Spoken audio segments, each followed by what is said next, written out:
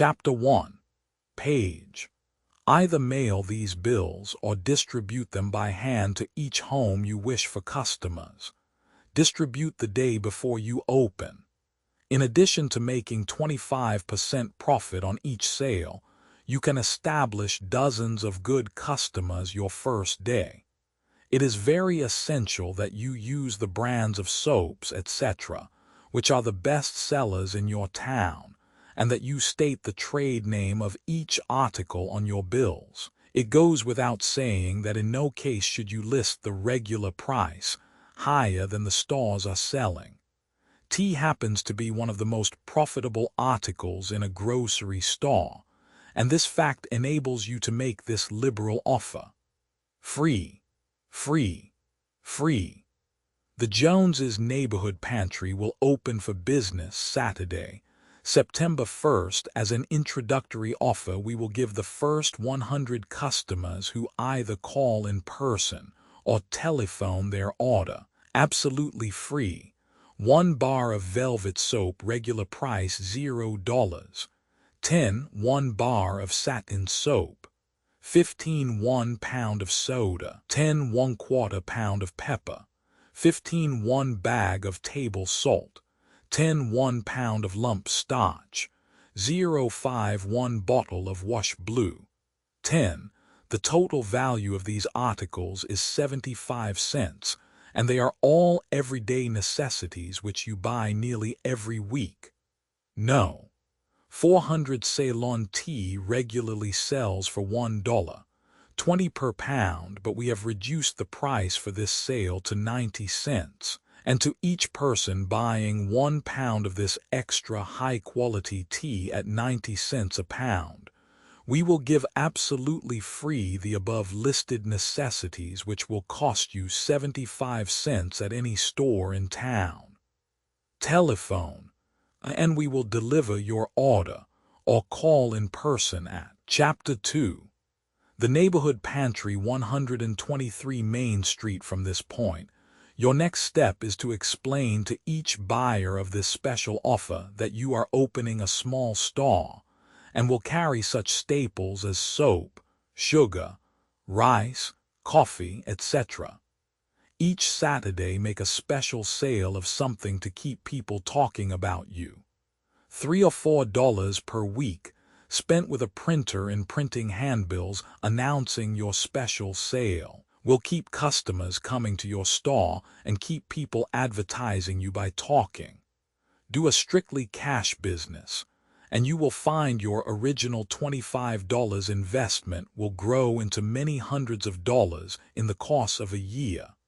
You will be surprised to see how quickly you will find yourself the owner of a real store selling everything. But remember, you must sell for cash, give prompt service, and fair and courteous treatment. $10 required. How to make money. Making candy. Get a candy recipe book and practice making bonbons, fondant, fudge, peanut brittle, etc. until you learn to make delicious candy. Make up about $10 worth and visit some store with samples. Ask them to put a box in their candy case and pay for it when they sell it. Have a neat card printed as follows: Made in Mrs. Brown's kitchen by Mrs. Brown, right here in Belleville. It is fresh and delicious. Try it. If your candy is good, people will buy it, and you will have no trouble in getting all the stores to buy all you can make. One woman started on this small scale and owns a large candy factory today. Would you like to own a shirt factory? Every man has trouble buying a shirt that will fit him. One wise girl knew this and turned it into real profit. She went to a local dry goods store and secured samples of 30 or 40 different kinds of shirt material. She made an arrangement with the store to allow her 15% discount on everything she bought. Next, she visited the various offices, stores, etc., and secured orders for custom-made shirts. She displayed her beautiful line of patterns, and also a shirt all made up, showing the quality of workmanship, etc. Next, She took the man's measurements and he selected the pattern. She would solicit orders 1 day per week and make shirts 5 days per week. In a short time, she was receiving mail orders and telephone orders. Every man in town wanted her to make his shirts. Within a few weeks, she had employed 6 girls to help make shirts. Then she bought her material direct from the factory and received bottom prices. Today, she owns a custom-made shirt factory. Today, dozens of girls work for this little genius. Each girl has one special thing to do. Can you make neckties? To convince yourself of the tremendous profit in making and selling neckties, just get the price of a yard of necktie silk and see how many dollar neckties you can make out of it. Did you ever examine a necktie? It is the simplest thing in the world to make. Buy enough silk to make about 12 patterns. Use these for samples to show businessmen. They will sell like hot cakes. You can make 50 cents per tie profit. As your business grows, hire girls to make ties and employ pretty, neat girls to take orders. How you can edit an interesting column in your local newspaper. Go to the advertising manager of your local newspaper and buy 1 column of space to be used each day. Head the column. Bargains Betty Ross found yesterday. For women only. Next, go out on a general shopping tour. When you run across something that appears to be an unusual bargain or something very new and attractive, tell the storekeeper you will include it in your editorial tomorrow if he cares to pay you your regular rates of so much per inch. Your description of the article will depend upon how many inches of space he is willing to pay for. Your charge per inch should be about double the amount you pay the newspaper. The value of this advertising is much greater than the average advertisement, since it appears to be a news item. Women will learn to watch for the bargains and new things you list, and it will be a genuine service to both women and storekeepers, as well as very profitable to you. Suppose you sell 25 inches of space each day at $1 per inch. The space would cost you 50 cents per inch, so you would make $12.50 per day. Bargains Betty Ross found yesterday. For women only, the Leader store has received an assortment of white voile blouses in many pretty patterns which they are offering at $2.79. I find this price about $1 lower than the regular price for this quality of blouse. The Star Furniture Company are offering small rugs 2.5 ft times 5 ft for $4 each. The patterns are excellent copies of Oriental designs and are a great bargain at this price. The Duplex department store has just received 40 models of hand-beaded crepe de chine frocks in all the latest colors, which will undoubtedly go very quickly to the wise early shoppers. Signed, Betty Ross. P.S. Telephone me at Main 246 if you desire information regarding where to buy. My services are free and I am always glad to become acquainted with my readers. TEA Room and Gift Shop. The tea room idea has become a permanent fixture in the average town. Women look for them and patronize them regularly. There seems to be a tendency toward tea rooms of the colonial type. Read the monthly women's magazines, and you will find in most of them a column devoted to descriptions of tea rooms. In a recent magazine, there appeared an article written by a girl who had made a tremendous success operating rooming houses. Here was her plan. She found 10 girls who were rooming at private homes and taking their meals out the same as she. She told these girls if they were willing to pay her 2 weeks' rent in advance, she would rent a home and furnish it. Each girl was to have a large bedroom completely furnished, and was to have access to a well-equipped kitchen and laundry. Cabinets were provided in the kitchen for each girl to keep her food and utensils in, and a large refrigerator was also installed, which was always full of ice. 2 large rooms downstairs were furnished as a parlor and reading room. With her first 2 weeks' rent, which she collected in advance, she paid 1 month's rent for the house and made her first payment on the furniture which she bought on the installment plan. Today, she is operating 6 of these houses and is now serving meals to each roomer. How would you like to sell real estate? Read this woman's story. 2 years ago, one of our neighbors moved away unexpectedly, so did not have time to sell their house. They told me I could have all above $5,500 that I could sell it for. I put a for sale sign on the house, but made no sale. Next I ran a small for sale one ad, but still no results. Then I had a picture taken of the house and had 2,000 handbills printed fully describing it. I distributed them all over town and posted many on fences and telegraph poles. Within 1 week I had dozens of people come to look at the house and sold it for $6,500. My total expense was $4.90. My total profit was $1,000. My advice is to go into the real estate business. Go out and find houses for sale, then make the owner a proposition to sell them. My profits this year will run over $5,000 clear. Money in dyeing here is a profitable business you can get into without capital. Go to your druggist and buy a few packages of dye. Experiment by coloring old clothes or rags. When you learn how to do the work perfectly, either advertise in the want ad column or solicit work by personal calls. Everyone has clothes, curtains, carpets, or something which can be made to look good as new if they were only dyed. The cost of the dyes is negligible. It is practically all profit. Kindergartens. Why doesn't some clever girl start a kindergarten of culture? In addition to the regular kindergarten course, devote 1/2 hour each day teaching the children the correct way to eat and act upon all occasions.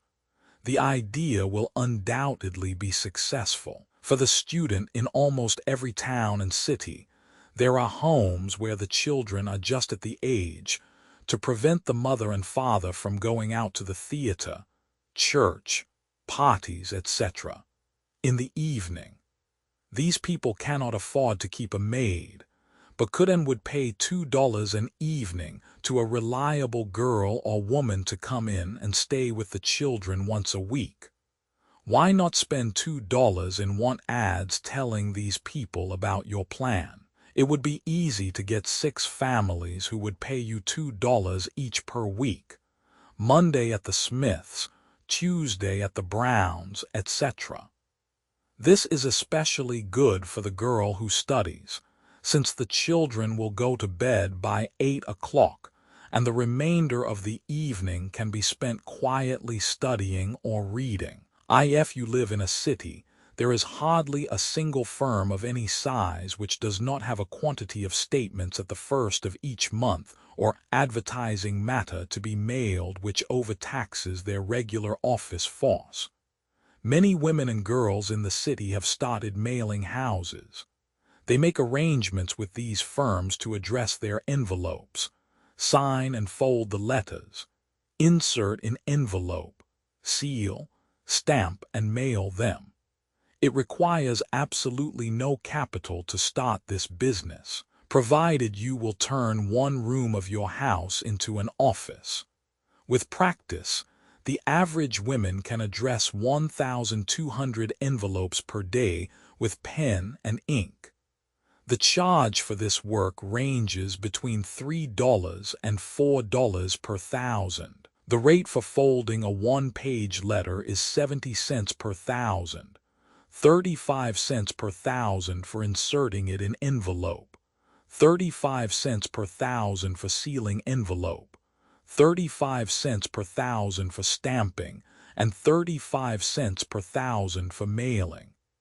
Most mailing houses charge 35 cents per motion for folding, inserting, sealing, stamping, and mailing. So in arriving at a rate for a piece of work, you just determine the number of motions required.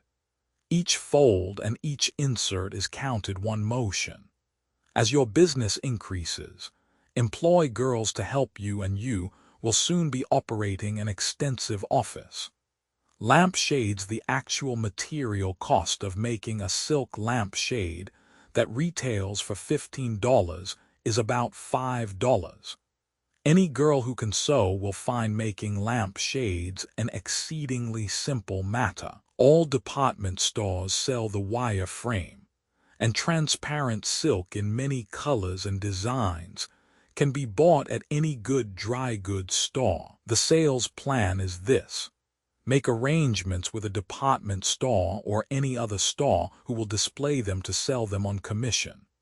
For instance, you allow them $5 profit on a $15 shade. If you show good taste in selecting designs and colors, you can build up a very profitable business in a short time. There is also a constant demand for a shade made of cardboard, hand-tinted in watercolors, which makes an excellent imitation of genuine parchment. Donuts. In a Middle Western town, a certain woman discovered the secret of making old-fashioned donuts that would simply melt in your mouth. Neighbors soon learned of these delicious donuts and insisted that every time she made them, she would make a few dozen extra which they bought. She decided to go into the donut business. She rented a small place about the size of a small shoe-shine parlor right on the busiest corner, and equipped the window with a kettle of lard on a gas-hot plate. Everything was painted white, and she was dressed in white.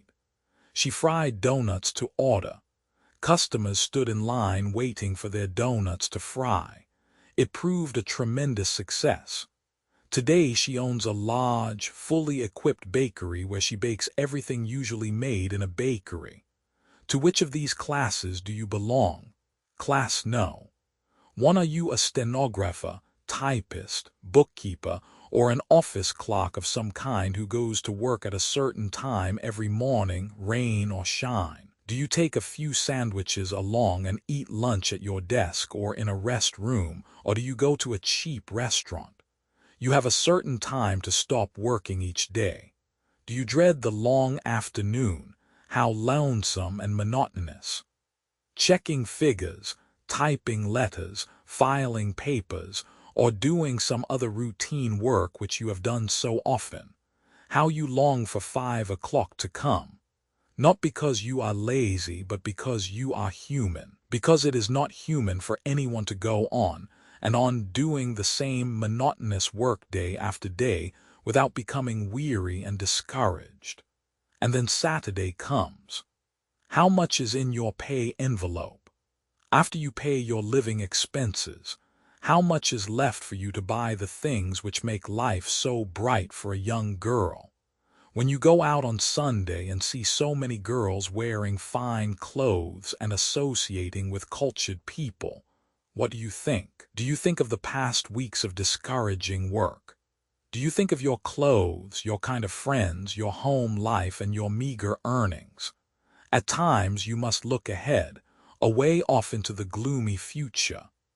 Monday morning you awake feeling blue, tired and discouraged with the dreadful thought of the office, the irritable employer who scolds, the same faces looking at you, the same monotonous routine. What are you looking forward to? Perhaps you are being led to believe that you are going to be promoted. Stop and think. Suppose you are promoted. What will it amount to? True, you might then be able to wear a little better clothes and not be quite so pinched for money, but after all, nothing else will change. Of all the girls you know, How many of them doing your kind of work ever advanced beyond a living wage? Surely your aspirations are for more than something to live upon. What are you going to do about it? You have two avenues open to you. One is to continue your present daily grind and deprive yourself of the luxuries, the romance, and the brilliant future of a happy home. The other is to learn the things you should know in order to become successful and get your full share of the sweet things in this world while you are still a young girl and can enjoy them. This avenue will lead you to happiness, romance, and to all the niceties of life which are so dear to a young girl. Can you afford to miss this alluring future? What are you going to do about it? Read every one of the plans which we outline on the following pages. You will find one that will make the world seem brighter to you. Class No. 2. Are you employed in a factory or at some other kind of work which you hesitate to acknowledge when you meet a new acquaintance? Or are you employed in someone's home doing domestic work? If we could only make you understand the great things in life which you are missing. If you would only go to your mirror and look yourself right in the face and say, I can't do anything that will make matters worse. Here is a chance for me to better my position. Here is something I can do that will give me an experience which will pay up for my lack of education. It will teach me how to meet and associate with people of a higher rank. It will afford me an opportunity to enjoy all the luxuries of life which I have been deprived of. Instead of rough hands and soiled clothes, I will cultivate a clear, soft complexion. I will develop my natural beauty. I will wear the clothes becoming to a lady. I will do it. Today, right now, I will take the first step necessary to prepare myself for this new life. The first step is to read every single word in this book, and then decide which plan you will select. Don't just read. Think while you read. Forget every single thing in the world but your future. Class No. 3. Are you shut up behind a counter in some store, displaying a false smile to shoppers who say and do things which belittle you beyond endurance? Sometimes you are so irritated you feel like insulting them. How many days you have stood there when you were so tired you felt your legs would give way under you?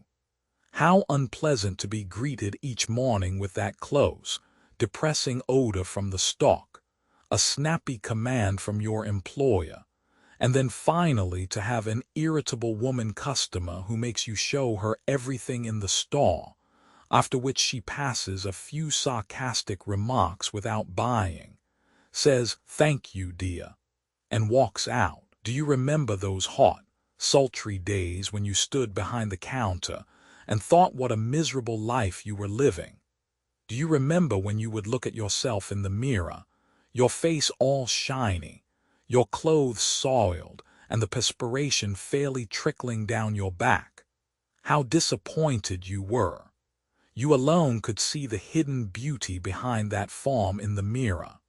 You alone could realize that your unfortunate position was responsible for these defects. How often a beautifully gowned woman with a charming daughter has visited your counter. How often you have envied them. You simply could not control that lump in your throat. How shy you felt in their presence. You would eye them from head to foot. Are you going on and on endlessly in this dull, monotonous strain, or are you going to muster up your nerve and take the steps today that lead to prosperity and happiness? You can no longer offer the excuse, "I can't afford to prepare myself for a better position." We will prepare you absolutely free. Class No. 4. Are you too proud to work? Are you one of those girls who come from a family who have tried to maintain their local social identity by imitating the practices of people with means?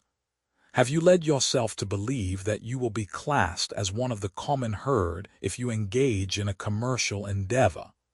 Are you blindly applying 18th century customs to a period when commercial aggressiveness is a mark of distinction? Are you wasting your life away trying to make yourself and others believe that you possess an artistic temperament, when in reality you are nothing but an ordinary person with a twisted viewpoint, trying to be someone or something which you are not? You, too, have two roads open to you. The first one is to continue staying at home, depriving yourself of the luxuries and happiness in life, and be regarded as an aristocrat by 2 or 3 dozen people who don't know the difference between an aristocrat and a hippopotamus. And even if they did, it wouldn't make any difference. Of course, if you continue on this road, you have this advantage. You can get all your relations together once or twice each year and go back over your family tree and praise each ancestor, relating in detail his super qualities, etc., which should make all of those assembled very happy and proud. You will also have the advantage of being able to entertain new acquaintances, very much to their disgust, with the story of how your ancestors maneuvered from the time they were gallant knights of King Arthur's Round Table to the day they stepped off the Mayflower at Plymouth. If you happen to have any sense of humor, of course, you will confine these stories solely to your relations when they congregate for the purpose of rehearsing these folklore epics. You will also have the advantage of retaining that state of mind which keeps you believing that your mentality is a way above par and that people will somehow, sometime, understand and appreciate your worth to the world. There are many other advantages, which the whole world is willing you claim if you follow your present road. The other road open to you is to stop trying to keep up an outward appearance at the cost of depriving yourself of happiness. Stop trying to be a big frog in a little puddle. Open your eyes and look about you. Try to realize what an insignificant speck on the horizon you really are. Try to realize that there are millions of people in the world who have every quality, plus, which you think is exclusive with your family. And remember that the only ones of these millions that the world respects are the aggressive ones who give constructive effort to their respective communities. Remember, the world does not respect a person who only takes what nature furnishes. There is no place in America for these idlers. The day of inheriting a position that commands respect is past. You will have to prove your worth, or you will be eliminated by one of the common herd who really delivers the goods. That familiar law, the survival of the fittest, always has and always will be the regulator. There must be times in your life when you have flashes of realization, when you must see the fallacy of your ideas. You must realize the wonderful experience and pleasure which you are missing. You are going through life blindly. You will pass out of this world without knowing the real world you have lived in. For the world of your life is a myth, and like all myths, the truth will be revealed to you. Our plan will not only bring you prosperity and plenty, but will actually pave the way for you to accomplish the higher ideals which you are dreaming about. Bury your pride. Stop living for the benefit of your friends, or to keep up a family tradition which is rendering every generation of your family weaker and poorer. Pretty soon the people who now respect you will charge your whole family as being lazy and worthless to the community. Class No. 5. Are you a young wife whose dreams have not come true? Do you sit and think of all your old friends, many of whom married young men who are progressive? Do you think of their beautiful homes, their pretty clothes, and their circle of cultured friends? You are glad they are situated so comfortably and happily, but you cannot help envying them at times. How your thoughts must wander back over your courtship days. You recall that your husband was the most promising young man of that set. You recall how all the other girls envied you when you were married. You recall how easy it would have been for you to have had almost any of the other young men, how the picture has changed. Somehow that promising youth of a few years ago has not been the success you were sure he would be. Somehow he has fallen into a rut and is satisfied with a small salary. He has lost his nerve. He has lost faith in himself. He does not count the up-and-doing young men of your community among his friends. He does not keep up his personal appearance. Every single thing about him has changed so. He has no ambition to climb up the ladder of success. You alone realize and worry about this sudden change. You know what your friends are saying about both of you. How often you have heard them refer to someone in your circumstances, the poor thing. I feel so sorry for her. She doesn't know anything but poverty and worry. Like all the rest, there are two courses you can follow. One will lead you to poverty and hardships, and the other to prosperity and happiness. You alone can be the stimulant for your husband. You must lead the way if you expect to revive his energy and ambition. You know very well he is capable if only he would muster up and try.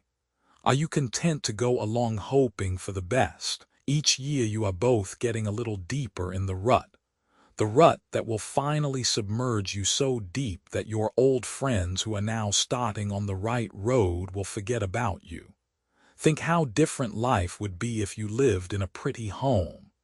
If you felt satisfied, you were going up the ladder instead of down, down, down, year after year. Would you prove yourself capable of doing things if you had the opportunity? Don't credit the success of your friends to luck. When they saw an opportunity, they took advantage of it. We are laying right before your eyes a number of plans which will start you and your discouraged husband on the road to success. Will you pass it by? What every girl would like to do: get up in the morning when you have your sleep out. Arrange your working hours to suit your convenience. Engage in some kind of employment that you could do at home. Earn enough money to buy beautiful clothes, live in a comfortable home, and command all the other comforts and luxuries incidental to a happy life. On the following pages, we will outline a plan which offers an opportunity for you to live the life so much wished for by hundreds of girls. You can sit right in your home and earn 2 or 3 times what your present position pays you without 1/2 the effort. You will be your own boss. You can start to work in the morning when you feel like it and stop when you feel like it. You can sit in your bedroom in your negligee or dress any other way you please. If you want to accomplish big things and operate a large office, you can do so. What could be a more ideal situation than this? No labor to mar your hands or otherwise mar your physical appearance. The cleanest, most enjoyable, and most profitable work any girl can engage in. The only qualification necessary is to be able to read and write. Here is the plan. We will send you a quantity of folders which tell all about the Book of Good Manners and the Woman's Library. We will also send you a quantity of envelopes. You address these envelopes to all the girls and women in your vicinity. You can get their names from the telephone directory. Next, you insert these advertising folders in the envelopes which you have addressed and mail them with a 1-cent stamp. We also send you a quantity of small envelopes which you address to yourself and enclose with the folder together with an order blank which reads as follows: Free coupon Mary Brown MT. Hope Mo. I herewith enclose $3.00 as full purchase price of the Book of Good Manners. In addition to the Book of Good Manners, I am to receive, absolutely free, the Woman's Library, consisting of 6 books as follows: Plain Talks on Avoided Subjects, How to Prepare and Serve a Meal and Interior Decoration, Physical beauty, color harmony, and design in dress. How to make money, the book of culture. You are to ship them at once wrapped in a plain box to the following address. Name, street, and no. Town and state. Now let us see what happens. You make $1.50 on each set of books. Suppose that you only sell 20 people out of each 100 to whom you send the folder. Your profit would be $30 on each 100 folders you send out. One person can address about 1,000 envelopes each 8-hour day. So if you sent out 1,000 folders each day, you would make $300 per day. If you sold 20 people out of each 100 you sent them to, if you only sold 10 people out of each 100, you would make $150 per day. And if you even only sold 5 out of each 100, you would make $75 per day, provided you sent out 1,000 folders each day. When you finish mailing to everyone in your vicinity, start mailing to the nearby towns. You can employ other girls to do your addressing after you get started. What could be more pleasant than having the postman bring you an armful of mail each morning with each letter containing $3 of which $1.50 is profit to you? If you wish, you can use your own name and address. Some girls work their plans under the name of the woman's library and either use their home address or just rent a lock box at the post office. If for any reason you do not want people to know who is running this plan, the latter suggestion is better. When you get started with this plan, we will furnish you with other things to sell by mail. The first thing you know, you will be proprietor of a large mail-order establishment. Later on in this book we will tell you how to get started on this plan. How fortunes are made. When you hear of someone making a fortune, you will find that 9 times out of 10 it was made by selling something. It does not matter what you are doing. You cannot go very far unless you have learned the art of salesmanship, for after all we are all selling something. The doctor sells his skill to heal. The professor sells his knowledge. The bookkeeper his ability to keep books. The carpenter his ability to build houses, and the daily laborer his services. You see, we need salesmanship even though we do not happen to be selling shoes, flour, books, etc. Your advance in life is measured by your sales ability, and this is the reason that you should understand the art of salesmanship if you would climb up the ladder of success. You have probably read about the schools of salesmanship, many of them correspondence schools, and you have undoubtedly heard of hundreds of men and women who have increased their earnings from a scant living to salaries ranging from $10,000 to $25,000 per year. Many girls who clocked in stores or did clerical work at $15 or $20 per week increased their earnings to an unbelievable figure. Men who earned only a living wage by hard labor or tiresome routine work without a future rose to positions where they became citizens of influence and wealth, all through applying salesmanship to their daily lives. Do you know that the average salesman earns 3 times as much as the average position pays? Do you know that salesmen are made, not born? Do you know that the demand for salesmen always has and always will be 3 times greater than the supply? To convince yourself of the unlimited demand for salesmen, just look over the want ad section of a city Sunday paper. You never see an ad for a salesman read, "Small salary at start." A salesman's earning power is regulated by his ability. He gets paid what he earns. He does not place himself at the mercy of an employer to regulate his income. What could be more pleasant work than going from city to city, riding on Pullman cars, living at the best hotels, meeting high-class people from all over the world, and spending a few hours each day taking orders which pay you a handsome income. How could you ever expect to gain the knowledge this experience would give you? How could you ever make the acquaintance of such prominent and influential people as this vocation brings you in contact with? But you will say, I am a woman, and what do I know about salesmanship? And we answer, it is just because you are a woman that we are telling you this. If you are ambitious and willing to do your part, you can become a better salesman than the average man. Do you know that large New York firms are replacing their traveling men with women? Why? Because they have discovered that a woman who is willing to work can sell more orders than the average man. It is a rare occurrence to hear of a woman failing to make good selling.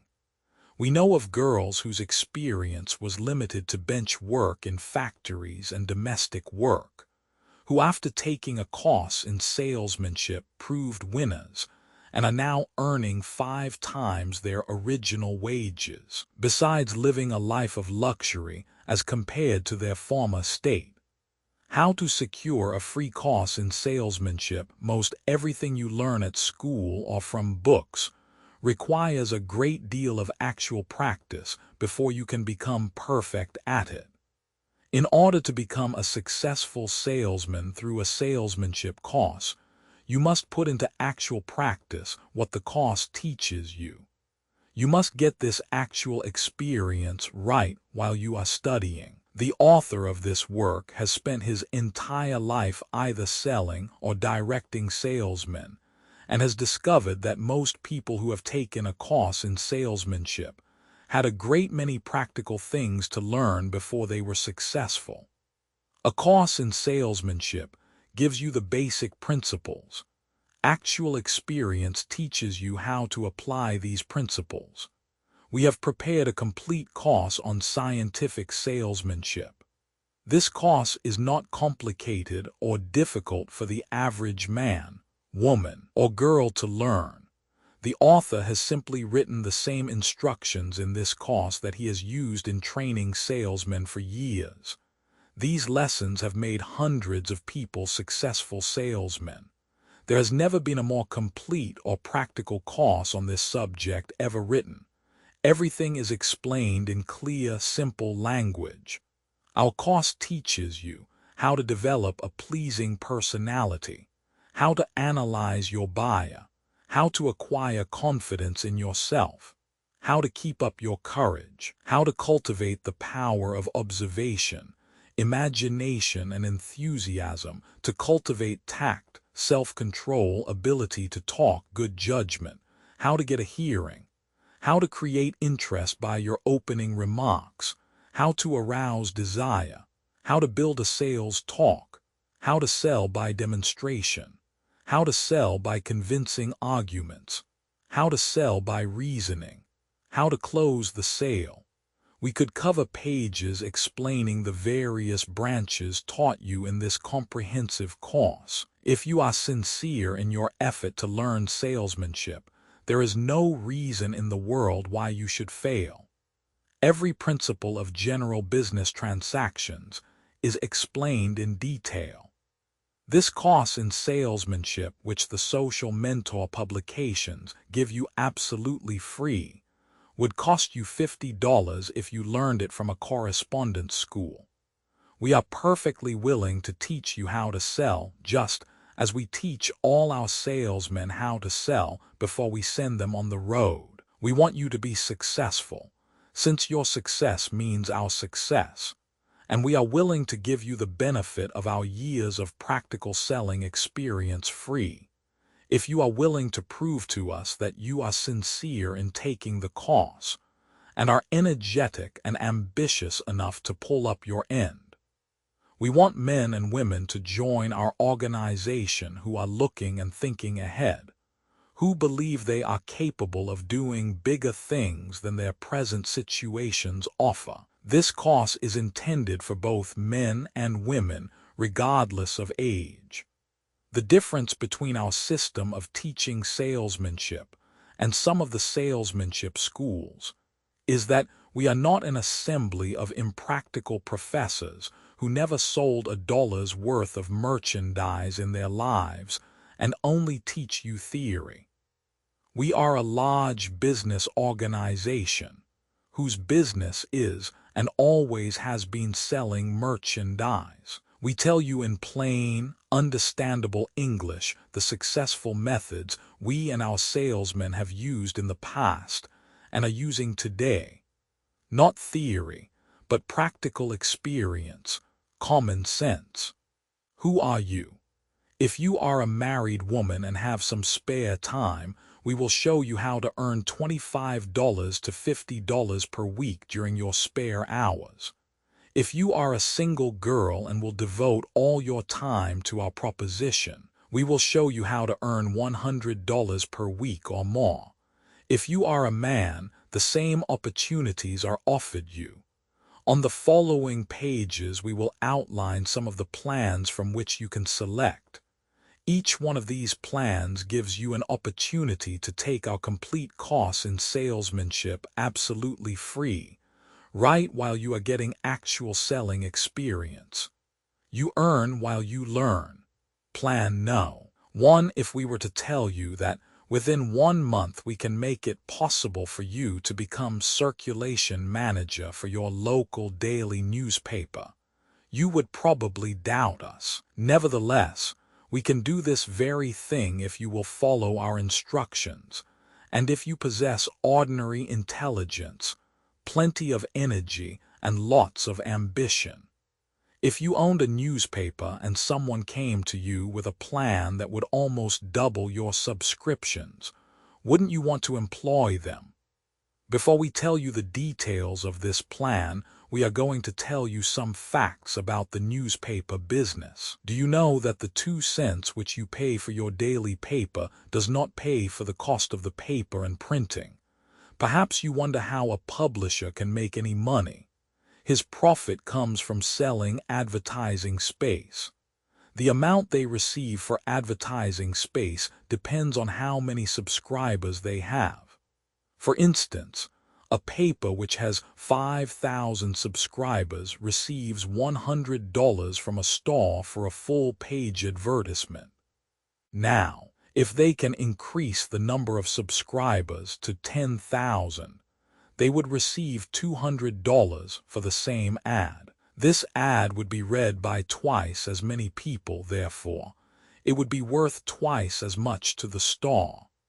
Now you can see why the newspapers want to increase their number of subscribers, and why they are interested in anyone who can show them how to do it. Almost every daily paper sells a 10-week subscription for $1. They will pay 35 cents each to a solicitor for getting new subscriptions, and will also pay him 35 cents each for getting renewals from old subscribers, provided he secures cash in advance. Here is the plan. Go to your newspaper and make them this proposition. We have worked out a plan to double the circulation of your paper. Our plan is to give absolutely free a 10-week subscription to your paper and the Woman's Library, consisting of 6 volumes, which every home needs and will buy, to each person who buys the Book of Good Manners at its regular price $3. The price of the Woman's Library is $2 per volume, or $12 for the 6 volumes. The price of the Book of Good Manners is $3, and the price of a 10-week subscription to your paper is $1. Therefore, we will give $16 worth of books and the daily paper for $3. All we ask you to do is to run a full-page advertisement in your paper each day similar to this one. Show him copy of ad which we furnish you. All the mail orders you receive you turn over to me, together with the $3. I will be out soliciting orders and will probably have a crew of people working for me. I will turn over the subscriptions to you together with 65 cents for each subscription. This gives you your regular price for a 10-week subscription after you pay your solicitor. I will furnish each subscriber with a set of books. Now, of course, it will be your business to convince the newspaper why people will want this set of books. Where does your profit come in? The complete set of 7 books costs you $1.50. The 10-week subscription to paper costs you $65. Your total cost of each subscription will be $2.15, and you will receive $3 for each subscription. Your profit will be 85 cents on each subscriber. Suppose that you took 20 subscriptions per day yourself by personal calls. Your profit would be $17 per day. Suppose that in addition to this, people would either bring or send 20 subscriptions each day direct to the newspaper from this full-page ad. This would give you $17 per day additional. Now, suppose that you employed 10 other people to solicit for you and pay each one of them 50 cents for each subscription, which would still leave you 35 cents profit on each subscription they took. If each of these 10 solicitors sold 10 subscriptions per day, they would make $5 each per day, and each one of them would make $3.50 per day for you. 10 solicitors would make $35 a day for you. We furnish you complete information telling how to hire and train people to work for you. We furnish a complete series of sales talks for you to use in securing subscribers. We furnish you copy to give the newspaper to use for their ads. We tell you how to go from town to town and manage campaigns for newspapers, how you can conduct 2 or 3 campaigns in different towns at once. Our course in salesmanship teaches you every phase of selling, and our course in sales management, which we also give you absolutely free, tells you how to organize, train, and manage salespeople. Before we go into the details of how you can get started in this highly profitable profession, we want you to read every one of these plans and thoroughly understand them. Would you enjoy traveling all over America? Would you enjoy sitting on the observation platform of a modern train in company with interesting people from everywhere, seeing scenic America from the Atlantic to the Pacific, and from Canada to the Gulf, mountains, prairies, and cities? Who has not dreamed of this wonderful experience? Who would not enjoy living in America's magnificent hotels, where the traveler enjoys every luxury which money can buy? You can claim this wonderful life if you are willing to say, "I will do it." It does not matter what your present position in life is. It does not matter how limited your education may be, provided you can read, write, and talk fair English. It does not matter about your age. It does not matter whether you are a man, woman, young man, or young girl. The only things that matter are these. You must get it out of your head that you are not capable of doing big things. You must realize that the reason you are not doing big things is that you have never had an opportunity to learn. Every successful person in the world today thought just the same things which you are thinking at some time in their lives. They had to learn how to. You must grit your teeth and start. Close your eyes to everything but success. The most difficult thing about being successful is making up your mind that you are going to succeed. Once you overcome that fear which haunts you, which holds you back, you will become master of yourself and the whole world can't stop you. Don't let timidity, fear, self-consciousness, or what others think rule you. You know you are capable. Surely you believe in yourself, so close your eyes to these petty obstacles and work for your own future instead of to please your present associates. Here is the plan that will give you your start on a successful career. Read it. Think while you are reading how easy it would be to explain this plan to a buyer, even without practice or instructions. When we put you through our salesmanship course, you will look back at the things which now appear impossible and laugh. How very easy it all is when you once understand, and how different the whole world looks to you when you are on the road to success. The dread of facing another day of routine, which is torture, of associating with people whom you dislike, of feeling dependent upon certain people for your existence, all these thoughts vanish like magic. How pleasant it is to be prosperous and successful. What a satisfying feeling it is for a married woman to be able to help her husband bear the burden. And how wonderful it is for her to have plenty of spare money to do and buy the things she has so much wished for. And the single girl who is obliged to earn her support, few indeed are fitted to do work that pays more than enough to barely exist upon. What dreadful thoughts hover over her! She has her choice of loneliness and poverty or marriage at the first opportunity. Stop and look about you. Look at the girls in your circumstances who married for a home. How many of these girls are living the life you have so often dreamed you want to live? Don't stumble along blindly. Close your eyes and think of yourself 10 years from now. Do you see happiness? Do you see yourself the dainty, well-groomed lady of your dream? Are you living the luxurious life and surrounded by the cultured circle you expected? Or are you shut up in a few lonely and dingy rooms with nothing but sadness and poverty as your lot? What a dreadful thought! All the things which are so dear to you, a dainty skin, attractive figure, youthful and radiant face, all changed in 10 short years.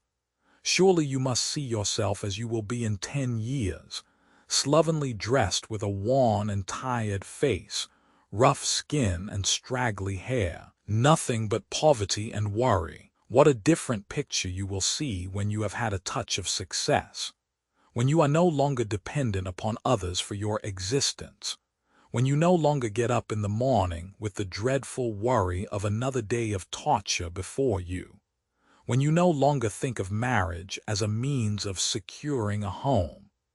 And what a difference it makes when you are successful and can afford to dress the way you have dreamed of, and can associate with the cultured young men and women you have so often envied. How different it would all be if you could afford to live in the sort of home you have fancied. This is the reward of success. And the difference between success and failure is expressed in these few simple words. I will start today, now, to learn the things which will make me successful. If servant girls, clerks, factory girls, stenographers, and every other kind of girls can succeed in learning salesmanship and rise from their humble positions to the top of the ladder, I too will succeed. I must succeed. I have firmly determined to start now. If you had bought a hat, a pair of shoes, an overcoat, and a dress, and 2 weeks later discovered that you had outgrown all of them, would you be interested in seeing someone who had a plan to sell these clothes for you and get more money for them than you originally paid? Would you listen to them? Would a man who owned a furniture store listen to you if you would tell him you had a plan which would permit him to get all his money out of the dead stock he had in his store? We mean such things as odd chairs, tables, rugs, etc. Things which he had bought over a year ago and for some reason couldn't sell. Of course he would. He would be willing to spend 2 hours finding out how you could do it. Surely you will not admit that you could not tell him this plan. You don't have to tell it just the way we will tell it in this book. Tell it in your own language. Tell it just as you would relate it to a girl friend. The simpler your words, the more effective they are. He isn't interested in big, fancy words. He wants you to be yourself and tell him facts. Here is the way we would talk to Mr. Brown, who owns the furniture store. Good morning, Mr. Brown. I wonder if you would be good enough to let me explain a sales plan to you. The plan which I would like to tell you about is one that has been successfully worked in many furniture stores throughout the country.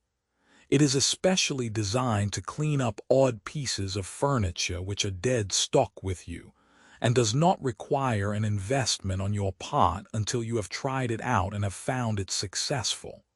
If it works, you want it. If it doesn't work, you don't want it. What happens next? Well, if you owned the furniture store and had a lot of odd pieces of unsaleable furniture, wouldn't you be interested in hearing of some plan to get your money out of this dead stock? All right, then what will Mr. Brown say? If you can show me a way to get half of my cost out of my dead stock, you are just the person I am looking for. Go ahead and tell me your plan. Wouldn't you feel the same way Mr. Brown feels if you were in his place and someone had approached you in this manner? You see, there are no mysterious tricks in salesmanship. Just put yourself in the other fellow's shoes and say the thing that would sound reasonable and interesting to you. Common sense. That is the keynote. Now we will tell Mr. Brown all about our plan. You know better than I do, Mr. Brown, how the average woman's mind works. She wants something for nothing. Bargain is her watchword.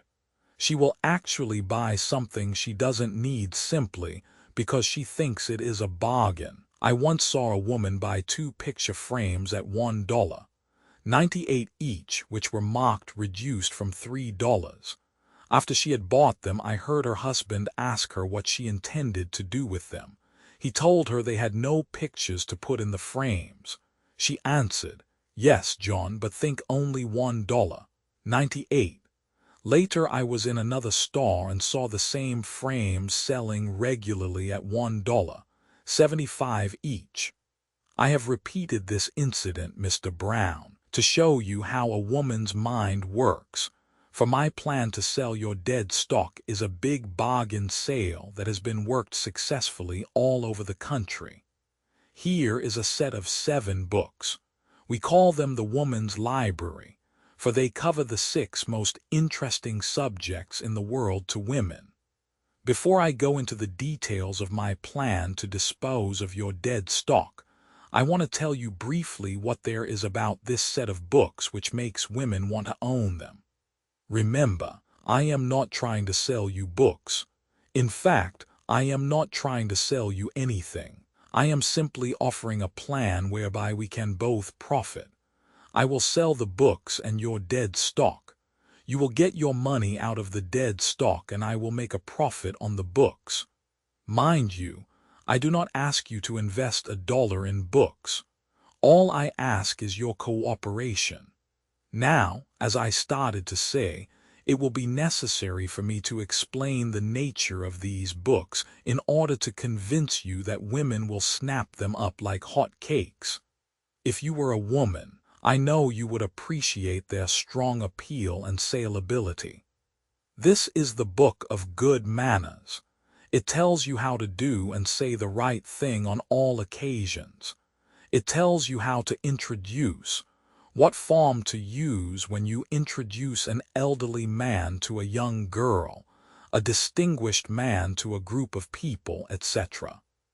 It tells you how to acknowledge an introduction and when to shake hands. It tells when and how to make formal and informal calls, what should appear upon calling cards, how invitations should be written, sent, and acknowledged, how to acquire perfect manners at the table, when and how to use the knife, fork, and spoon, how to eat asparagus, olives, corn on cob, and other foods so difficult for most of us.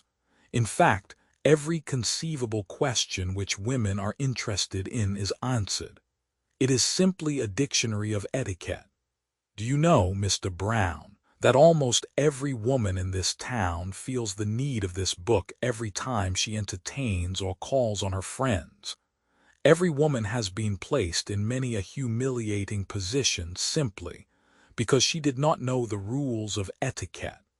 It is surprising how little most of us really know about good manners. Here is a simple little test which not more than one woman out of a dozen can answer. You hand Mr. Brown a folder with the questions printed on it. He will probably smile and remark that he doubts if he can answer them. While he looks at the folder, you continue talking. Incidentally, Mr. Brown, one of our methods of making people realize the need of this book is to ask a lot of questions in our ads, similar to the questions you are reading. You see, our plan is to make them realize that they are continually committing social blunders which make them appear crude and common in the eyes of their friends. When I explain about these other books, I will show you how we handle the advertising and copy of ads which have proved very successful. This volume is called Color Harmony and Design in Dress. It is difficult for a man to understand what a problem it is for a girl or woman to buy the clothes which are becoming to her. You see, certain girls cannot wear certain colors. For a girl to appear at her best, she must know what colors harmonize with her hair, eyes, and complexion. If she is too stout, she must know what designs and colors will make her appear slender. And on the other hand, if she is too thin, she must know how to make herself appear in proportion. And then there are the tall ones whose problem is to decrease their height by the camouflage design and color combination. The short ones who have the problem of increasing their height. Perhaps this sounds silly to a man, but you know how vain most women are, Mr. Brown. They will spend their last penny for a box of powder or something that will make them beautiful. Of course, I am an exception. Ahem. This remark will bring a smile and relieve the strain for a moment. Mr. Brown will pass a few complimentary remarks which you will take good-naturedly and continue. I know that you are not interested in hearing all about a woman's troubles, Mr. Brown, but as I said before, I must tell you this in order to show you how these books answer all of their problems. I am trying to impress you with the fact that the woman's library is not a collection of ordinary books. They are the only combination of their kind published, and I will wager that every woman in this town will want them if they are put before them in the right way. They are the very keys which open the door to a woman's most perplexing problems. They are to a woman's life what a furniture trade journal is to your business life. You read the trade paper because you want to keep in touch with what the best type of furniture dealer is doing and try to improve your store. It is a woman's business to be as attractive as possible, and there isn't a woman alive who wouldn't grab at the chance to find out how to become more so. You can't appreciate what a problem the average girl or woman is up against trying to buy or make clothes that magnify instead of mar her good looks. Now, this volume tells how to prepare and serve a meal. It tells just how the table should be set, where each piece of china and silver should be placed, at which side of a person you should stand when serving or removing dishes. In addition to answering hundreds of these questions, it contains menus for every occasion from simple home dinners to elaborate afternoon teas. Each menu is followed with recipes telling how to prepare each dish listed.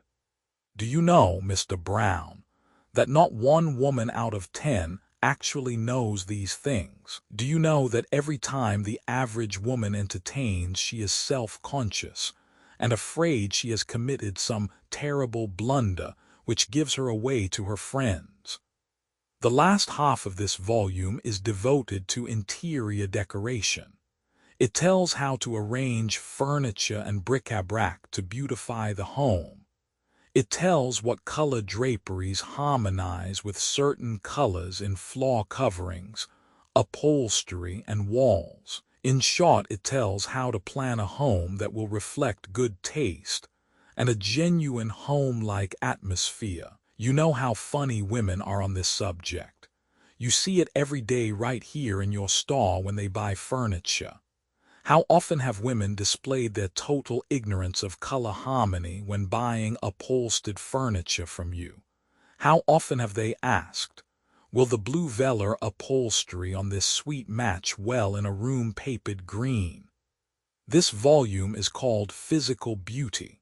It tells how to become beautiful, how to care for the skin, develop a good figure, remove wrinkles, double chin, freckles, and all other blemishes which mar a woman's beauty. It tells how to care for the hair, hands, and teeth. Also, home preparations which have been used by famous beauties are given in detail. It goes without saying that this volume touches one of the most tender spots in women. Avoided Subjects Discussed in Plain English is a book on sex. It outlines every single mystery of sex in plain English. I feel that the title of this volume speaks for itself. You know without me saying so what a strong appeal this subject carries. The Book of Culture contains a series of essays on subjects related to self-development. Here are the titles of the essays. Show him the book opened at the index page. This volume on how to make money gives a number of practical ways for the average man, woman, or girl to utilize her spare time profitably. Every aggressive woman is interested in ways and means of making money. Now, Mr. Brown, I think you will have to agree that this set of books is something every woman wants and will buy. Here is my plan for disposing of your dead stock. Suppose that you have a lot of kitchen tables which cost you $6 each, a lot of chairs that cost you $5 each, a lot of mirrors that cost you $4 each, a lot of rugs that cost you $7 each, and a lot of pedestals that cost you $8 each. All of these are dead stock to you. Let us make up a list of the dead stock as follows. 20 kitchen tables. Your cost each $6. Your regular selling price $10 each. Our bargain price $9. 98 each, and the woman's library given free with each table. You make the sale, collect the cash, and pay me $3 on each sale for the set of books. You will get your cost out of the tables and $1 profit on each sale after you pay me for the books. 30 chairs. Your cost $5 each. Your regular selling price $9 each.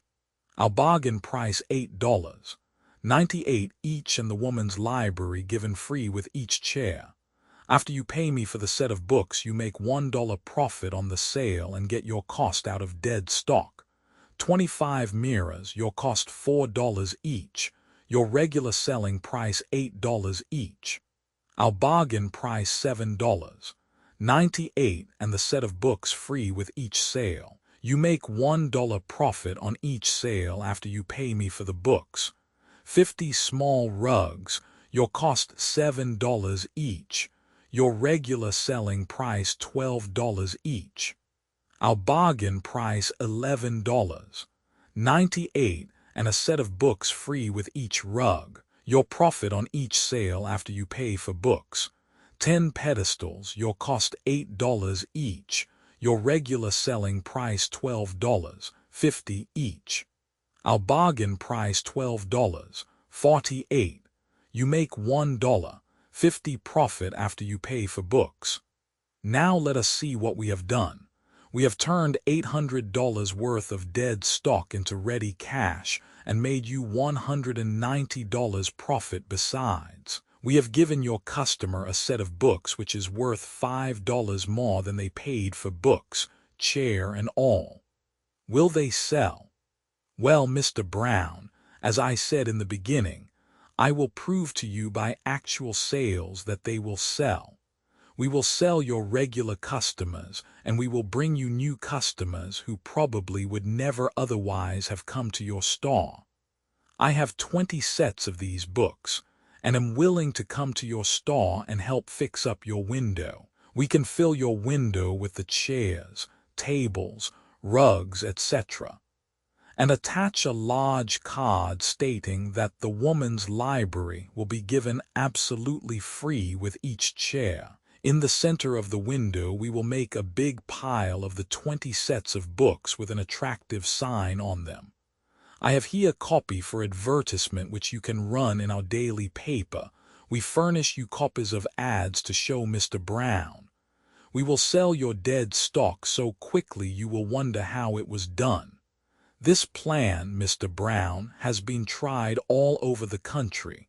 We know it works. Now, honestly, couldn't you sit down and tell the facts just related to most anyone after you had familiarized yourself a little more with the books, etc.? You see that after all, selling goods is more a matter of common sense. When you have something good to sell and are convinced people will buy it, you have won half the battle. Suppose that you were going to sell Mrs. Jones our Book of Good Manners. The first thing to do is to write down all the good reasons why you think Mrs. Jones should buy it, and then arrange these reasons into a short, interesting talk. Try to think of all the objections she will raise and have an answer ready for her.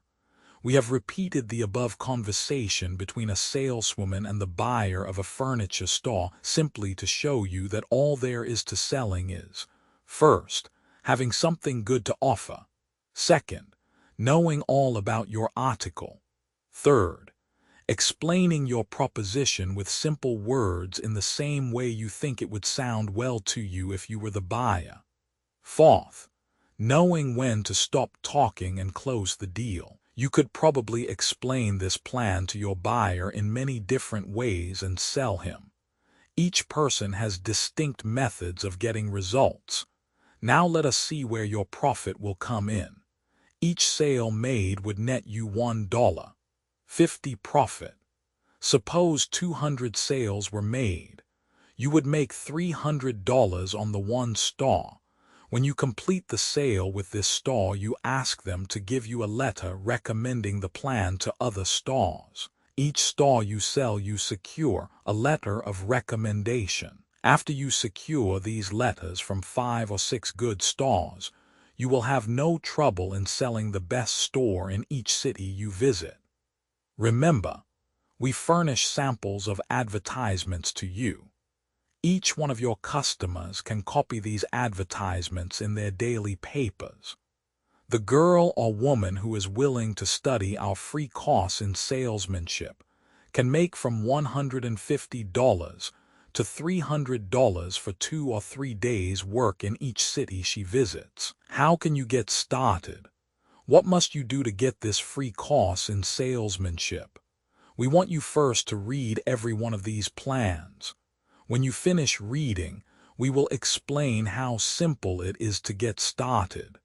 Have you ever known a crowd of girls who went around together to dances, parties, shows, etc., and then one day one of these girls was promoted to a position where she superintended a number of other girls? Did you notice any marked change in her, or in the attitude of the other girls in the crowd? You know very well you did. You know very well that something about that girl commanded more respect and more attention than any other girl in the crowd. Of course, you said a lot of things behind her back, but just the same you were only too glad to have her invite you for a walk or to a show. You never failed to mention the fact that Margaret called you up and you went to the show with her. You might have said some nasty things about her having a swelled head, etc., but you said these things just because you envied her. What a difference this promotion has made in Margaret's life. Everyone is anxious to cater to her. When she speaks, everyone is silent. When there is a prominent or honorary office to be filled in your clubs, Margaret's is the first name mentioned. How pleasant life must be for Margaret. What a difference it makes when one is invited out to meet a young man or a set of girls, when they have all been confidently informed that Margaret is a remarkable girl. You know, she is at the head of the Smith Company and has complete charge of the entire force. Surely, you must have wished to occupy a position that would command respect. You must have dreamed of filling a position where people would look up to you and feel dependent upon you. Perhaps you have even dreamed of having your own office with your name on the door, your own bank account, 2 or 3 assistants, and a score of girls working under you. You have even thought of the thrill it would give you when your friends paid you a call at your office and saw how successful you were. Who would not be happy under these circumstances? Who would not enjoy an automobile, pretty clothes, a circle of cultured friends, and all the other luxuries which this position would offer you? If you are a 100% American girl, if you possess a drop of imagination or desire to be something more than an ordinary girl, you surely have pictured yourself managing some of the plans which we have told you about in this book. You must have seen yourself as you would appear under these new conditions. You, but an uplifted, radiant you. Yourself, but as different as the drab moth from the beautiful butterfly. For a few moments your thoughts took you to a new and wonderful world, and then you became your ordinary self again. You thought how foolish it was for you to think for one moment about doing such a thing. How could you?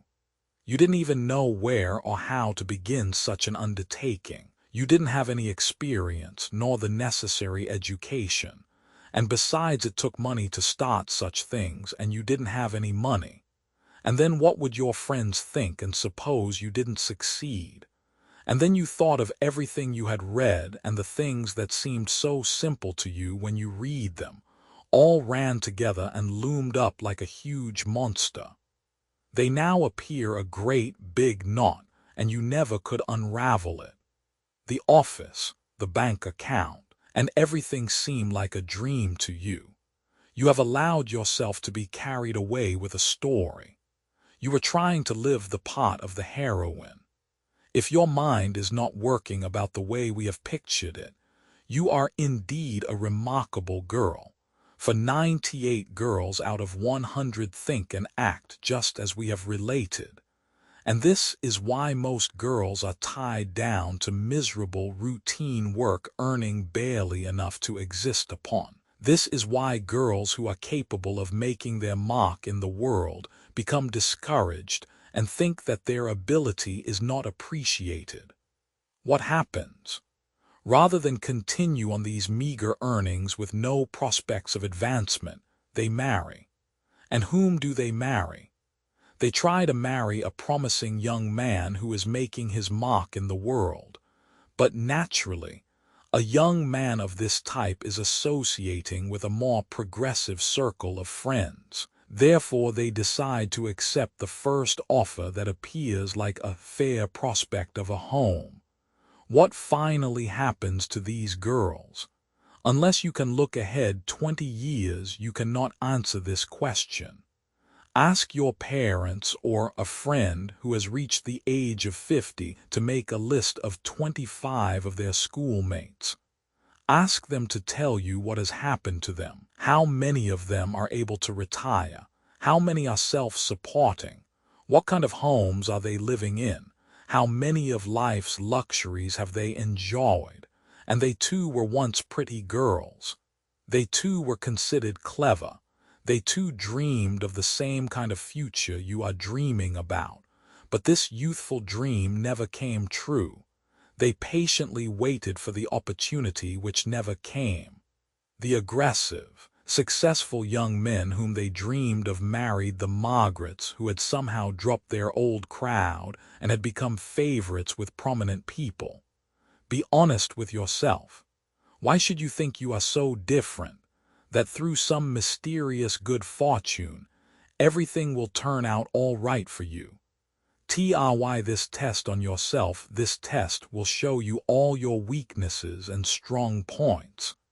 Actually check with a pencil each thing you can do. This will show you what your chances are for success. Go over each question thoughtfully. Don't check a single question unless you are sure you could do it. Question no.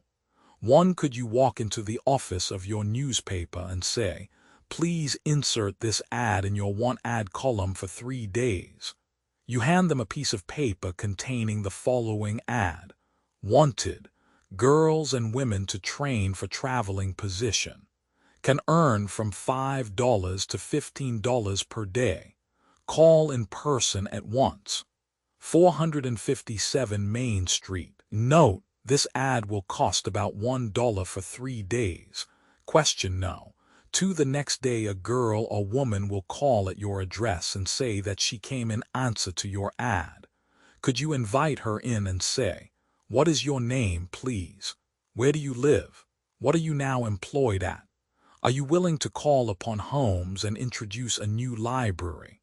And then could you say, "Miss Jones, I am the local manager for the Social Mentor publications. I am organizing a crew of girls to first canvass this town, and then travel all over the country, canvassing each city we visit. A girl who is willing to get out and hustle can make from $5 to $15 per day, besides having the opportunity of seeing the country." Before I tell you about the plan in general, I want to explain about the woman's library and see what you think of it. Question no. 3. After you read each volume in the woman's library, could you, with the aid of our course in salesmanship, explain what each book was about and why women and girls would want them? Question no. For now that you have told her what kind of books make up the woman's library, could you continue the conversation something like this? "Miss Jones, the regular price of this library is $15. We have made arrangements to print these books in large quantities and are selling the entire set for $3. We will pay you $1 for each set you sell. The average girl can sell 10 sets per day, so you see you would earn $10 per day. And even if you only sold 5 sets, you would make $5. All that you need to do to get started is to buy 1 set of books for $2, which you will use as samples. I will tell you what street to start working on, and you bring me your orders each night. At the end of each week, you deliver the orders which you have sold and collect for them, keeping $1 on each set for your profit. I am employing several other girls, but I'm giving each girl certain streets to work so that they will not interfere with each other. After you have all worked a day or 2, we will all meet here and get acquainted. We can talk over our experiences and in that way help each other sell more orders. When we finish working this town, we will move to the next town and canvass it. You see that in addition to earning a fine salary, we will have an opportunity to see every city in the country. What happens next? She pays you $2 for a sample set of books, and you tell her what street to work and give her some order blanks. At the end of the week, you give her enough books to fill the orders she has taken, and she delivers them to her customers and returns $2 to you for each set. She keeps $1 for her profit. What is there about this plan you cannot do? If you employ 20 girls, you will have to do just what we have told you 20 times. The oftener you do it, the easier it becomes. Let us see if we cannot make that dream come true after all. You make 50 cents on each set of books an agent sells. If she can sell 10 sets per day, she would make $5 for you. If you have 20 girls working, they will earn $100 per day for you. But even 5 girls will earn $25 per day if they sell 10 sets per day. Just to show you how impossible it would be to fail, suppose you only had 5 girls, and each girl only sold 5 sets of books per day. you would still make $12.50 per day. When you get our course in salesmanship and sales management, you will see how easy it is to start one of these plans. It will tell you everything in clear, simple language. It will tell you how to go to new towns and organize a new crew, and how to open an office of your own. How we employ you to start any of the plans which we have outlined it is necessary for you to have 20 sets of books. Naturally, we must get acquainted with you before we can send you books on credit. On the first order of 20 sets, we require you to pay in advance. When you get started and prove to us you are going to hustle, we will send you the books, and you can pay us when you sell them and collect for them. Perhaps many girls who read this will not have the necessary money on hand to pay for the first 20 sets of books. If this happens to be the case with you, there is one thing you must remember. Everyone who starts in business for herself faces the same trouble you are facing. But instead of throwing up their hands and saying, "It can't be done," they go to someone who has the money and borrow it. If you would go to someone and explain what you are going to do, they would be only too glad to lend you enough to get started on. Read the coupon on the next page. Then sign it and return today together with the money to pay for your first 20 sets of books. Free coupon, Social Culture Publications, 151 Fifth Avenue, New York City. Gentlemen, please send me absolutely free your complete course in salesmanship and sales management. Also bulletin which gives me complete instructions on how to sell your books. Also send me free of charge 200 folders describing the woman's library, 200 order blanks, 200 large envelopes to mail the folders in, 200 small envelopes for my customers to return the order and money into me. Also send me bulletin telling how to start a mail order business. You are also to send me copies of newspaper advertisements and complete instructions telling how to advertise the woman's library. I am enclosing $30.00 as full payment of 20 complete sets of the woman's library. I will sell them for $3.00 per set, each set to contain 7 books as follows: The Book of Good Manners, Plain Talks on Avoided Subjects, How to Prepare and Serve a Meal and Interior Decoration, Physical Beauty, Color Harmony and Design in Dress, How to Make Money, The Book of Culture. Please ship them at once to the following address: name, street and no, town and state. Sex, the mystery of sex revealed in plain English, the secret questions and thoughts of thousands answered in understandable language. This book is solemnly dedicated to set forth in clear language the conception and birth of a child, to follow the life of the male and the female from birth to maturity, explaining the causes of passion and love, to advise those whose passions and desires are stronger than their will to resist. This volume treats on every single phase of the sex question, which every mother and prospective bride should know. Price $2.00. The Book of Culture, in a series of essays. This volume treats a number of subjects in a very entertaining and instructive manner.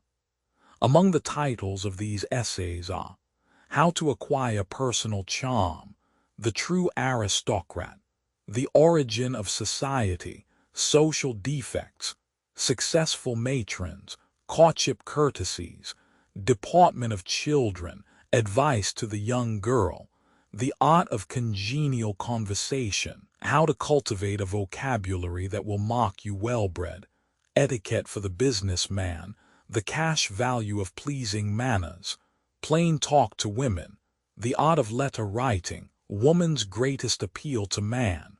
Price $2.00. Physical Beauty, Compare Yourself with the Perfect Woman. Height 5 ft 3 in. Weight 137 pounds. Neck 12.5 in. Chest 33 110 in. Waist 26 210 in. Hips 37 810 in. Thigh 22 210 in. Calf 13 in. Ankle 7 710 in. Wrist 5 9 10 in.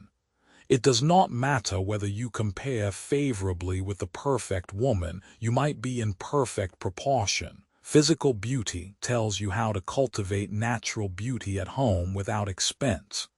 It tells how to cure skin disease, develop your figure, care for your hair, cultivate a pleasing voice, acquire a graceful carriage, and restore color to your face. How to reduce and increase your weight without injurious or troublesome treatments. How to remove wrinkles, double chin, and every physical defect which mars your beauty. Price $2.00. How to prepare and serve a meal and interior decoration. Should crackers be served with soup or pasta? At which side of a guest should you stand while removing his soup dish? In addition to answering hundreds of these questions, this instructive volume contains menus for every occasion. Each menu is followed with recipes. Detailed instructions tell you how and when to serve each dish. Charts show where to place each dish and piece of silver, when and how to remove empty dishes. It does not matter whether you have servants or whether you serve. This volume tells the conventional way to do it.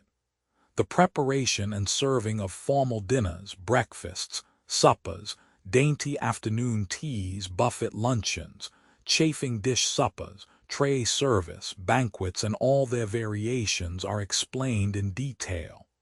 The interior decoration section is devoted to artistic taste within the home, the arrangement of furniture and bric-a-brac, the color and design of draperies, floor coverings, and walls. It tells you how to plan and maintain a perfect home. Price $2.00. The Book of Good Manners. This volume is a complete dictionary of etiquette.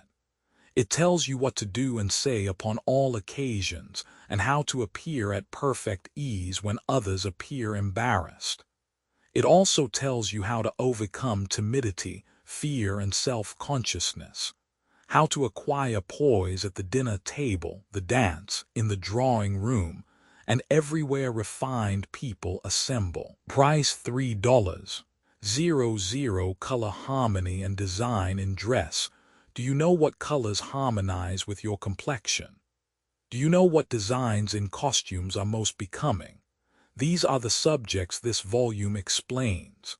It does not matter whether you are tall, short, stout, or slender, a blonde or a brunette. You will find the color and general design of the garment you should wear fully described. It tells how to conceal your defects and bring out natural beauty. It does not dictate style, but tells what lines and general designs you should avoid as well as the ones you should look for. It enables you to select only the clothes that will magnify your beauty. Price $2.00. Transcriber's Notes P3. Added how fortunes are made to the TOC. Silently corrected typographical errors and variations in spelling. Archaic, non-standard, and uncertain spellings retained as printed. Updated editions will replace the previous one. The old editions will be renamed.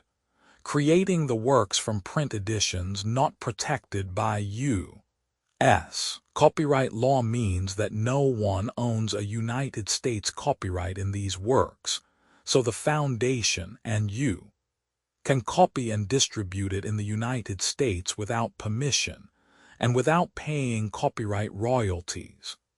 Special rules, set forth in the general terms of use part of this license, apply to copying and distributing project, and may not be used if you charge for an e-book, except by following the terms of the trademark license. including paying royalties for use copies of this e-book. Complying with the trademark license is very easy. You may use this e-book for nearly any purpose, such as creation of derivative works, reports, performances, and research. Project Gutenberg e-books may be modified and printed and given away. You may do practically anything in the United States with e-books not protected by U.S. copyright law.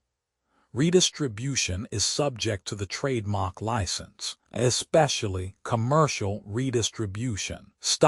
Full license. Please read this before you distribute or use this work. Distribution of electronic works by using or distributing this work, or any other work associated in any way with the phrase Project Gutenberg. You agree to comply with all the terms of the full www.gutenberg.org/license. Electronic works. Electronic work.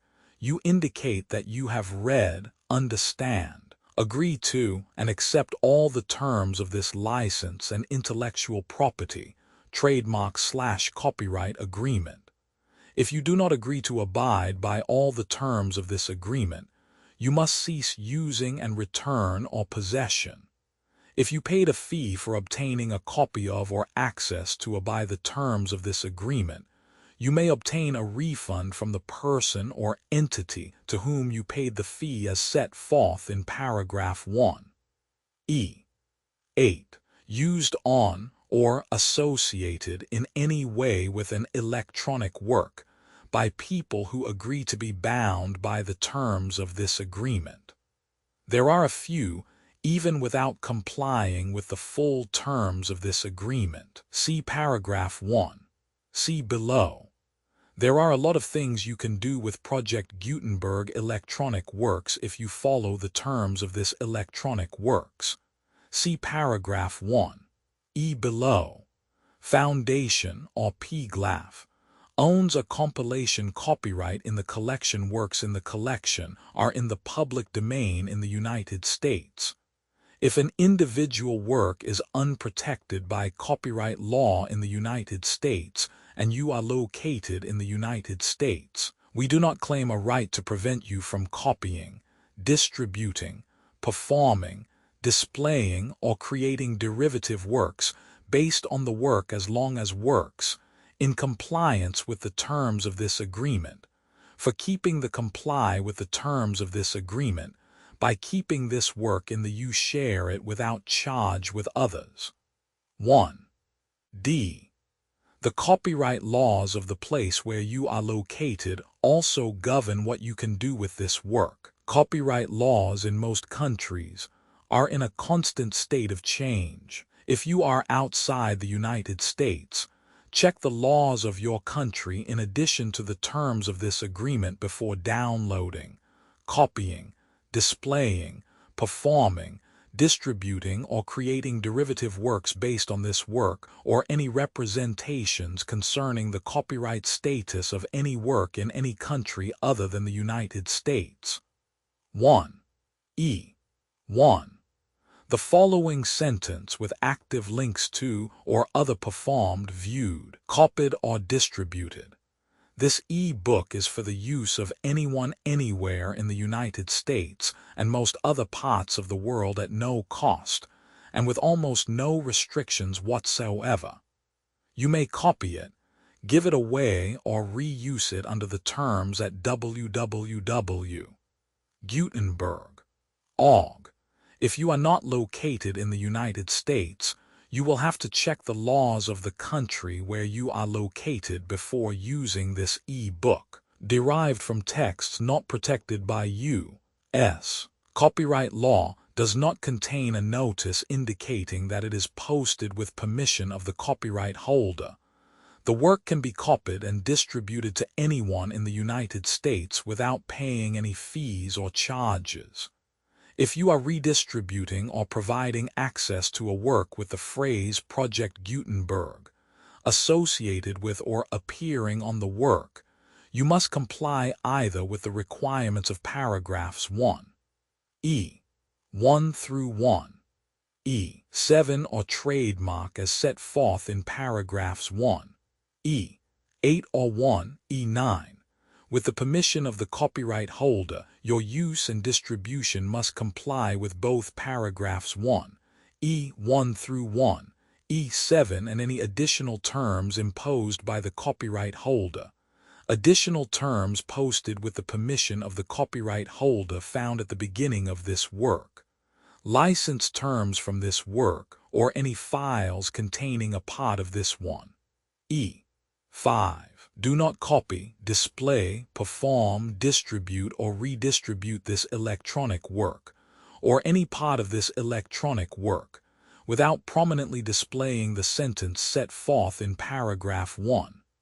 E1 with active links or immediate access to the full terms of the Project Gutenberg license. 1. E6.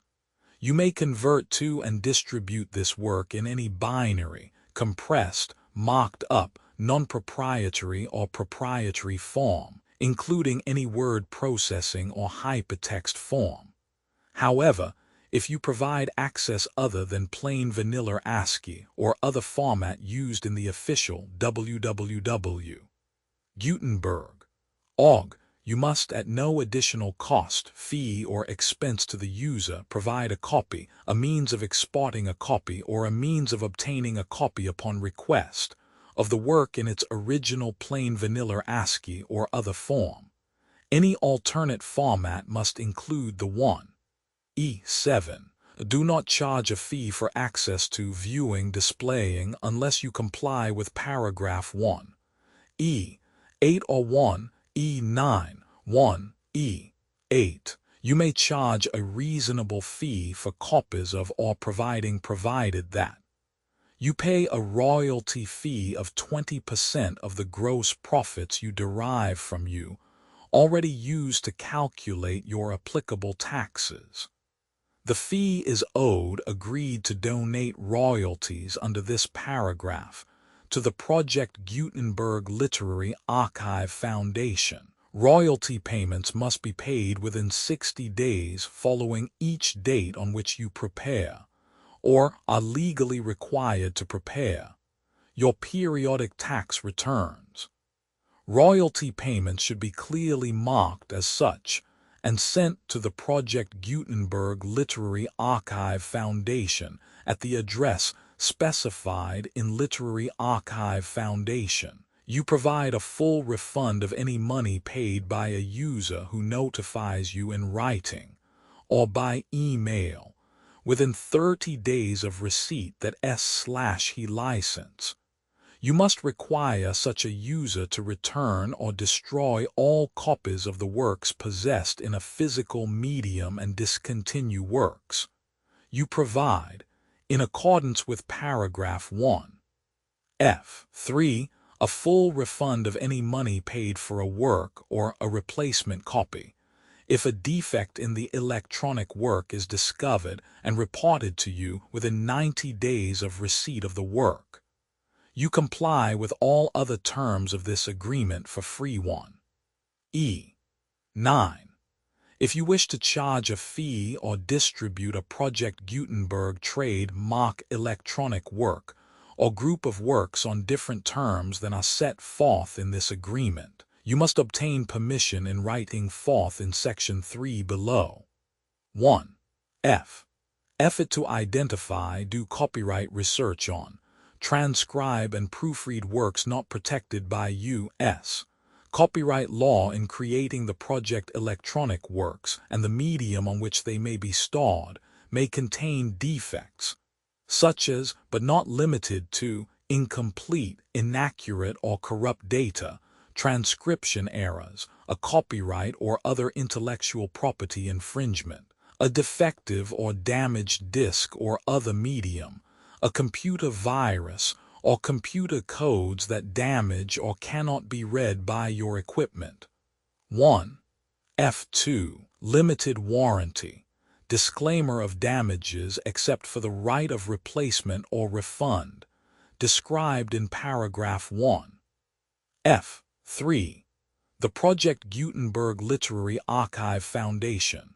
the owner of the Project Gutenberg trademark, and any other party distributing a Project Gutenberg trademark electronic work under this agreement, disclaim all liability to you for damages, costs, and expenses, including legal fees. You agree that you have no remedies for negligence, strict liability, breach of warranty, or breach of contract except those provided in paragraph 1. F3.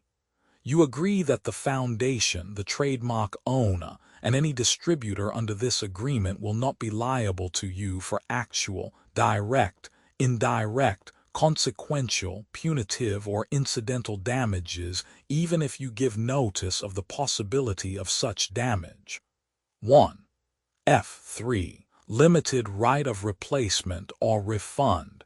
If you discover a defect in this electronic work within 90 days of receiving it, you can receive a refund of the money, if any, you paid for it by sending a written explanation to the person you received the work from.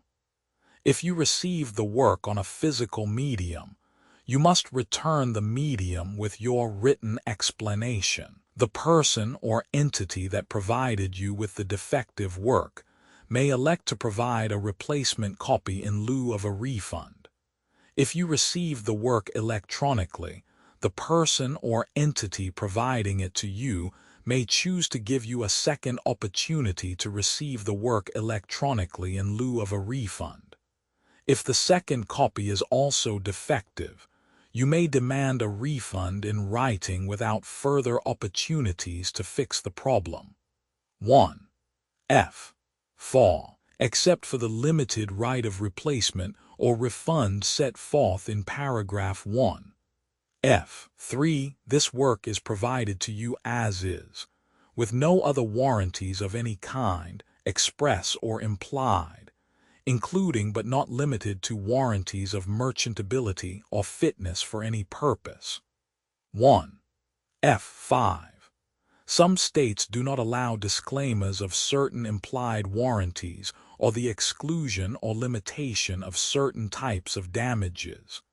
If any disclaimer or limitation set forth in this agreement violates the law of the state applicable to this agreement, the agreement shall be interpreted to make the maximum disclaimer or limitation permitted by the applicable state law. The invalidity or unenforceability of any provision of this agreement shall not void the remaining provisions. 1. F6. Indemnity. You agree to indemnify and hold the foundation, the trademark owner, any agent or employee of the foundation, anyone in accordance with this agreement, and any volunteers associated with the electronic works, harmless from all liability, costs, and expenses, including legal fees, that arise directly or indirectly from any of the following which you do or cause to occur. A. Distribution of this defect you cause. Electronic works in formats readable by the widest variety of computers, including obsolete, old, middle-aged, and new computers. It exists because of the efforts of hundreds of volunteers and donations from people in all walks of life. Volunteers and financial support to provide volunteers with the remain freely available for generations to come. In 2001, the Project Gutenberg Literary Archive Foundation was created to provide a secure archive foundation and how your efforts and donations can help. See sections 3 and 4 and the foundation information page at www.gutenberg.org 501. C. 3. Educational corporation organized under the laws of the state of Mississippi and granted tax-exempt status by the Internal Revenue Service. The Foundation's EIN, or Federal Tax Identification Archive Foundation, are tax-deductible to the full extent permitted by U.S. federal laws and your state's laws.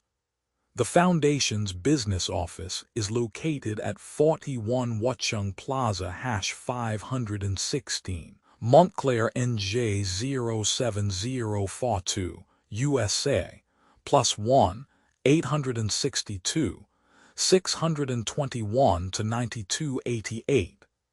Email contact links and up-to-date contact information can be found at the Foundation's website and official page at www.gutenberg.org/contact Literary Archive Foundation public support and donations to carry out its mission of increasing the number of public domain and licensed works that can be freely distributed in machine-readable form, accessible by the widest array of equipment, including outdated equipment.